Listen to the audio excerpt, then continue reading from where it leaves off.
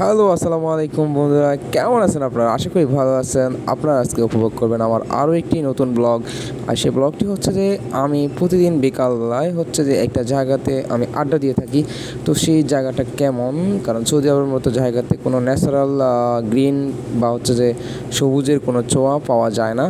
তো সেটা হচ্ছে যে এই জায়গাটাতে একটু আছে কিছু গাছপালা, এখানে হচ্ছে যে ন্যাচারাল অক্সিজেন সংগ্রহ করা যায় এখান থেকে।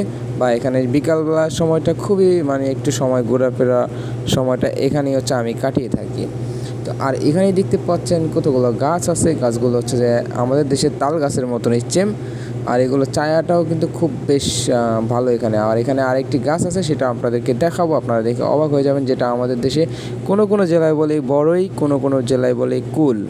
তো হচ্ছে যে দুটোই হচ্ছে ওই ফলটার নাম। এই একটা ফল গাছ আছে এখানে, যেটা সৌদি আরবে বিভিন্ন জায়গায় যেটা থাকে নর্মালি। তো আর একটা চমক এখানে আমি দেখতে পাই, সেটা হচ্ছে যে আপনাদেরকে একটু সামনে গেলেই দেখতে পাচ্ছেন যে এই যে একটা বক্স দেখাচ্ছে, একটু সামনে একটা বক্স দেখাবে এখন। এই যে বক্সটা, এই বক্সটা হচ্ছে আমরা সাধারণত আমাদের দেশে দেখে থাকি যে মানবতার দেওয়াল নামে লেখা থাকে।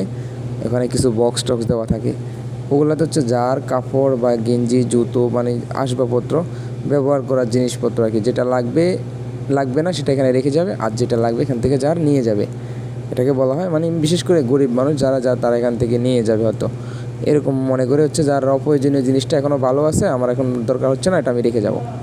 সেটা আমরা মানবতার দেওয়াল হিসেবে আমাদের বাংলাদেশে পরিচিত, কিন্তু এটা সৌদি আরবে অনেক জায়গায় এটা নর্মালি আছে। তো এরকম একটা জিনিস এই কটুক জায়গার মধ্যে হচ্ছে যে এই অল্প একটু জায়গার মধ্যে অনেক কিছু। সেটা হচ্ছে যে এখানে দেখছে একটা গাড়িতে হচ্ছে যে কালারিং করা, এটা কিন্তু একটা গাড়ি বলতে এটা একটা হচ্ছে ফুড বাস। আমরা যে স্ট্রিট ফুড বা যেটা হচ্ছে ফুটপাতে যেই খাবারগুলো পাই না, ফাস্ট ফুড আইটেম, এটা কিন্তু ওই রকমই একটা গাড়ি এখানে হচ্ছে আগে চলতো। এই জায়গাটা কিন্তু খুব জমজমক ছিল আগে। নর্মালি এখন এটা হচ্ছে বন্ধ হয়ে গেছে, হচ্ছে যে কোনো কারণে হচ্ছে এখানে জায়গাটা একটু এইগুলো বন্ধ হয়ে যাওয়াতে এখানে একটু লোকজন কম আসে, একদমই নিরিবিলি। আর আমি হচ্ছে যে এই সুযোগটাই কাজে লাগিয়ে প্রতিদিন বিকালবেলায় হচ্ছে আমি আধা ঘন্টা থেকে 40 মিনিট সময় আমি এখানেই ব্যয় করে থাকি। হচ্ছে যে মুক্ত বাতাসে হচ্ছে যে ঘোরাফেরা করি, একবারের মাথায় আবার এই মাথায় আসা যাওয়া করি। কারণ এটা একদম মানে মানুষের মাইন্ড হচ্ছে যে রেস্ট নেওয়ার জন্য, ব্রেনটার একটা রেস্ট আছে। যদি আপনি ব্রেনটা রেস্ট দিতে চান তাহলে হচ্ছে নিরিবিলি কোথাও জায়গায় গিয়ে প্রাকৃতিক সৌন্দর্যকে উপভোগ করবেন, আপনার ব্রেন হচ্ছে রেস্টে যাবে তখন। আর আমি মনে করি যে আমার কাছে হচ্ছে হালকা হয় আমার ব্রেন। এরকম যদি প্রাকৃতিক সৌন্দর্য, ন্যাচারাল সৌন্দর্য যদি আমি উপভোগ করতে যাই নিরিবিলি একা একা, তো সেটাই হচ্ছে যে আপনাদের সাথে একটা ব্লগে আকারে আমি হচ্ছে তুলে ধরতেছি।